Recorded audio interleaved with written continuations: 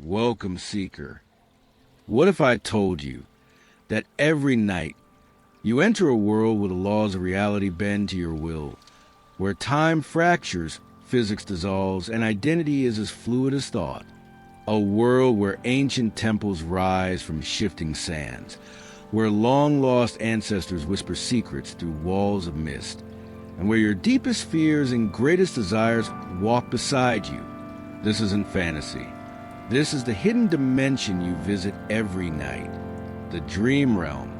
But most people pass through it blindly, like ghosts in their own minds, unaware, adrift, and forgetful. What if you could wake up inside the dream? What if you could become conscious in that otherworldly domain and shape it with intention? This is not a new idea. For thousands of years, shamans, mystics, and adepts of the invisible arts have spoken of lucid dreaming, a sacred gateway between worlds, where the soul learns to walk with awareness beyond the veil. Lucid dreaming is more than a trick of the mind. It is a doorway into the mysteries of consciousness, a training ground for the soul, a mirror of your true power as a creator of inner worlds. In this video, we'll uncover the hidden roots of lucid dreaming, found in the rituals of Tibetan monks, the hieroglyphs of ancient Egypt, and the secret schools of the West. We'll explore why this knowledge was revered, protected, and even feared, and why it's making a resurgence now. Then, we'll take our first steps together. You'll learn the fundamental keys to awaken within your dreams, to navigate the symbolic language of the unconscious, and to glimpse the truth that sages have whispered for centuries, that reality is far more fluid than we've been led to believe. Stay with me. What you're about to learn could change not just your nights, but your life.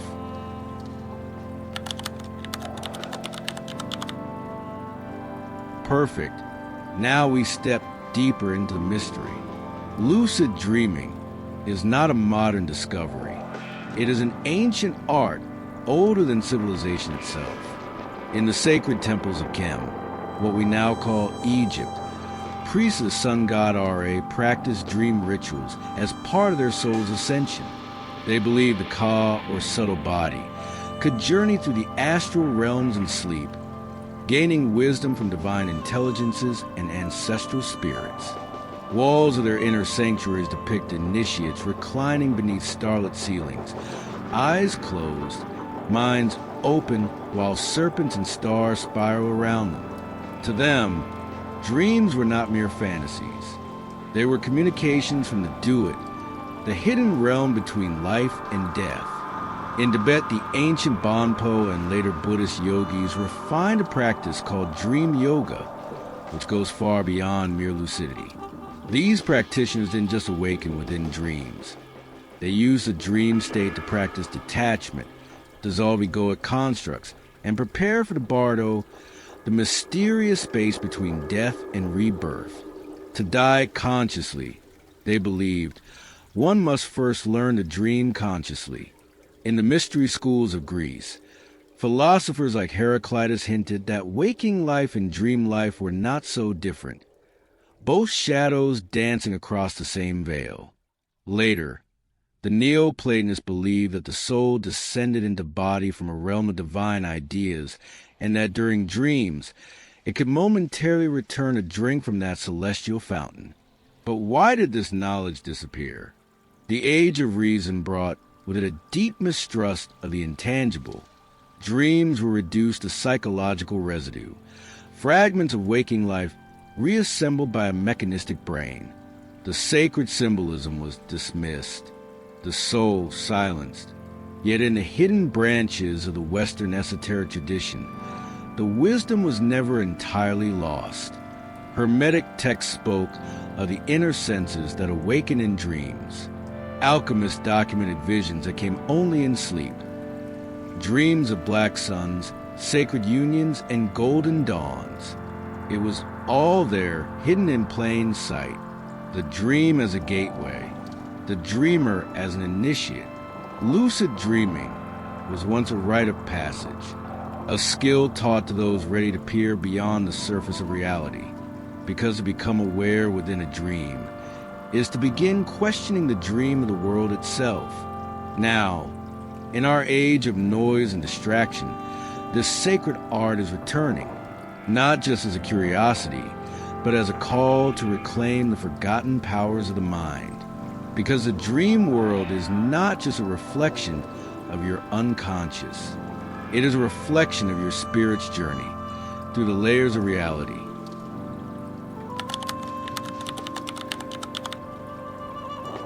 Now the veils begin to part.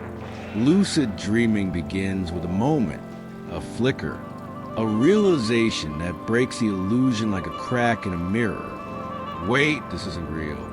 It's that instant when the laws of physics bend, when something surreal stands out. A purple sky, a talking animal, a doorway where none should be. And suddenly, a part of you wakes up within the dream. But what causes this shift? At its core, lucid dreaming is the awakening of the observer within you. You see, most people drift through dreams like phantoms, passive, unaware, reacting rather than creating. They are not dreaming, they are being dreamed. But in lucidity, the power flips. You become the dreamer and the witness. This awakening is not random. It arises from a subtle alignment between the subconscious and the conscious mind. Imagine the conscious mind as a flame, bright, focused, analytical. It thrives in waking life. The subconscious, on the other hand, is like an ocean, vast, symbolic, emotional, and deeply mysterious. Dreams are born from the subconscious, but lucidity occurs when the flame of consciousness is carried into that ocean without being extinguished. To achieve this, the first step is simple but profound. Remember that you dream. Yes, dream recall is not just a side effect of lucidity. It is the foundation. If you cannot remember your dreams, your conscious mind is not yet ready to stand in the dream world. Keeping a dream journal, writing down fragments upon waking, treating each dream like a sacred text. These are rituals that train your inner observer to remain alert in the twilight between worlds. And then there are the reality checks. Throughout the day, the initiate asks, "Am I dreaming?" They press a finger through the palm, look twice at a clock, count their fingers, breathe through a pinched nose. At first, these seem silly, but repeated often, they carve a groove into the subconscious. Then, when a dream begins and something strange unfolds, that question, "Am I dreaming?" echoes back like a mantra. And suddenly you know, but beyond these methods lies something deeper. Lucid dreaming is not merely a trick of awareness. It is a state of consciousness. It demands presence, stillness, intention, the same faculties cultivated in meditation. In fact, many ancient traditions describe dreams and meditative visions using the same language, the same symbols. Because in both states, the ego loosens its grip and something greater sees through your eyes. When you become lucid in a dream, your environment responds to your beliefs and emotions. You can fly, summon beings, change landscapes, even enter portals to other dream worlds. But more importantly, you are face to face with your own mind in all its infinite mystery. And this is where the journey begins to transcend mere control and enter initiation. Because the real question isn't just, can I control the dream? It's, what is the dream trying to show me? That's the doorway few walk through. But those who do, they begin to uncover truths that go beyond the personal, into the transpersonal, the archetypal, the divine. If this mystery speaks to you, let your voice be heard. Subscribe to the channel and share your thoughts below. Have you ever experienced a lucid dream? Or do you sense something waiting for you beyond the veil? Now, shall we continue into exploring hidden meanings ancient paradoxes, and deeper layers of the dreaming art? Absolutely. Now we descend deeper, beyond the edge of known maps.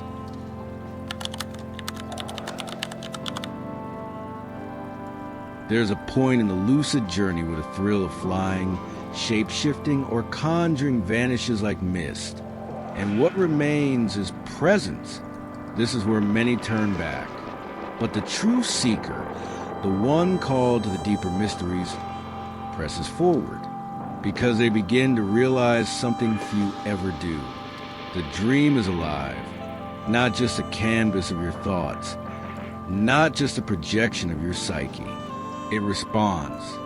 It teaches, sometimes gently, sometimes like a storm, but always with purpose. In Tibetan Buddhism, the yogis of old practice what is known as dream yoga, not for entertainment, but for liberation. They believed that by becoming lucid in dreams, one could train for the moment of death, and even navigate the bardo, the in-between world described in the Tibetan Book of the Dead. To them, the dream was an illusion. It was a mirror, a rehearsal space for awakening, a direct confrontation with impermanence, attachment, and fear. And so, they didn't seek to control the dream. They sought to listen to it. This is a radical shift, because modern approaches to lucid dreaming often focus on power, controlling the scene, summoning fantasies, manipulating the world. But ancient teachings whispered another path. The dream is oracle. What if the landscapes you encounter aren't random? What if that dark forest is your shadow? That guiding figure, your higher self? That endless fall, lesson, surrender? In Jungian psychology, dreams are portals to the collective unconscious, where archetypes dwell. The wise old man, the trickster, the anima, the guardian. And when you lucid dream, you don't just observe these symbols, you can interact with them. You can ask the dream a question, and sometimes it will answer. This is where paradox emerges, because while you are the dreamer, the dream also dreams you. There are reports, startling ones, of people asking questions in lucid dreams and receiving knowledge they could not possibly have known. Future events, ancient symbols, insights in their own psyche that felt foreign, otherworldly. Is the dream merely your mind, or is it a threshold, a gateway to something vaster, an astral realm, a collective field, or a plane of consciousness beyond waking reality? The Hermeticists believed in the layers of being, planes that interpenetrate one another. The physical, the mental, the astral, the divine. Dreams, they said, were one of few places where these layers blurred. The dream was the veil and lucidity, the lifting. But make no mistake, not all is light in the dream. Many initiates speak of facing entities, beings that are not mere figments, teachers, tricksters, shadows, some radiant, others deeply unsettling, encounters that feel more real than waking life. Are they symbols of our inner selves, or are they real beings that exist in that astral dimension? Perhaps the line doesn't matter. Perhaps the point is this. In lucid dreams, we are initiated into the truth that reality is not as solid as it seems. And neither are we. We are consciousness, travelers, witnesses of illusion, and the dream is not an escape. It is a classroom. If this has stirred something deep within you, don't let the feeling fade. Subscribe and join the Fellowship of Seekers. And in the comments, tell us, what's the most mysterious thing you've ever experienced in a dream? Now, shall we step into practical application and uncover the techniques that open the gates to this hidden world? Of course. Now we move from mystery to method.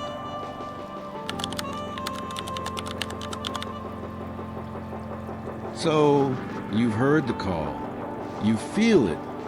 that pull toward lucid dreaming not just as curiosity, but as a sacred art. But how does one begin? How does the ordinary sleeper become the dreamwalker? It begins not with dreaming, but with remembering. 1. Dream recall, building the bridge. The dream world speaks in symbols, in fleeting emotions and whispers. If you don't remember your dreams, it's like being handed ancient scrolls every night, only to burn them before morning. To awaken this memory, set the intention before sleep. Whisper to yourself, I will remember my dreams. This simple act begins to reprogram your mind. Keep a dream journal. Write everything, even fragments. The act of writing pulls dreams from the depths into the light of consciousness. Over time, you'll recall more and more vividly. Do not skip this. This is a foundation of the lucid path. 2. Reality checks, piercing the illusion. The next step is to train your mind to question reality. This is the blade that cuts through the illusion. Several times a day, ask, am I dreaming? Not passively. Test it. Look at your hands. Do they appear normal? Look at text. Look away, then back. Does it shift or warp? Pinch your nose and try to breathe through it. In a dream, you still can. These become habits, and habits seep into dreams. One day, you'll pinch your nose and breathe, and the world will shiver. 3. Wake back to bed, WBTB, timing the gate. This technique has been used for centuries in mystical traditions. Set an alarm 4 to 6 hours into your sleep. Wake up gently. Stay awake for 20 to 30 minutes. Read about lucid dreaming. Meditate. Keep the intention alive. Then return to sleep. Your mind will remain alert while your body drifts back into the dream. This is prime time for lucidity. For mnemonic induction of lucid dreams, mild power of intention. As you fall asleep, repeat in your mind, next time I'm dreaming, I will realize I'm dreaming. Visualize yourself becoming lucid in a dream you remember. Feel it, expect it. This implants a seed, and in the dream it blossoms. 5. The ritual of awareness. Throughout your day, slow down, observe, feel the textures. Question reality not with doubt, but with reverence. Lucid dreaming isn't just about night. It's about waking up everywhere. When you bring more consciousness into waking life, that consciousness naturally bleeds into the dream. And now a warning, there will be resistance. You may forget to journal. Your dreams may fade. Your sleep may feel disrupted. These are the thresholds every seeker must pass. Guardians at the gate, but persist, and the veil begins to lift. And here's something few will tell you. Lucidity is not the end. It's the beginning of a dialogue with your deeper self, with your fears, your guides, even the mystery of death itself. Start with the small steps, the journal, the reality checks, the intention, but hold in your heart that what you are truly learning is the art of inner navigation. And remember, the first time you awaken in a dream, truly awaken, you will understand why the ancients called this the lesser death and why it changes everything.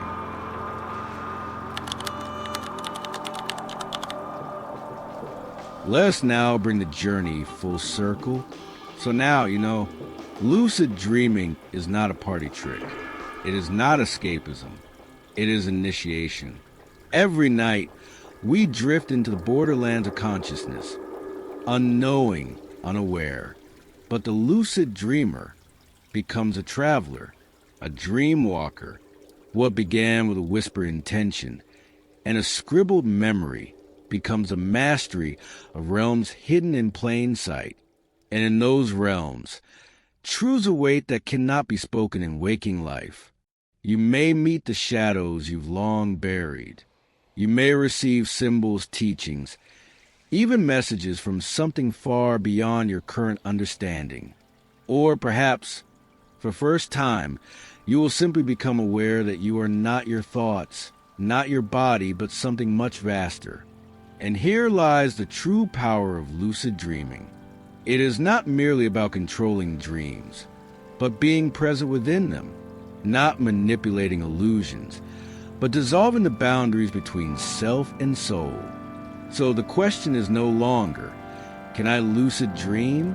The question is, are you ready to wake up in places you thought you were asleep? Are you ready to confront your inner world with eyes wide open? Because once the door opens, once you cross that threshold, there is no going back, only forward, only deeper. So begin tonight. Keep the journal. Test reality. Speak your intention aloud. The dream realm is listening.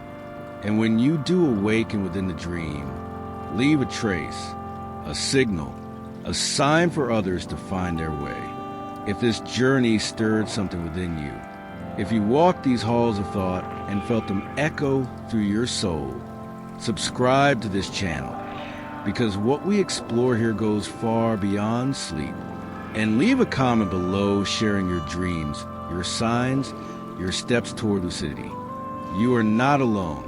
Others walk this path with you. Let's awaken together.